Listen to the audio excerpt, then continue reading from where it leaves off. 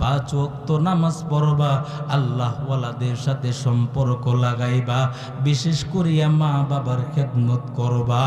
অন্তর যদি ভালো হয়, খাঁটি নিয়ত থাকলে দুটো হাত আল্লাহকে তুলে দেখায়া দিন। নারে তাকবীর।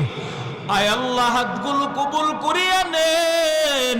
আয় আল্লাহ, 5 ওয়াক্ত নামাজি বানায়া দেন। আয় আল্লাহ, মা বাবার খেদমত করার তৌফিক দান করেন। আয় আল্লাহ, স্বামী স্ত্রীর হক আদায় করার তৌফিক দান করেন। স্ত্রী স্বামীর হক আদায় করার তৌফিক দান করেন। আয় আল্লাহ, সন্তান মা বাবার হক আদায় করার তৌফিক দান করিয়েন। মা বাবা সন্তানের হক আদায় করার তৌফিক দান করিয়েন।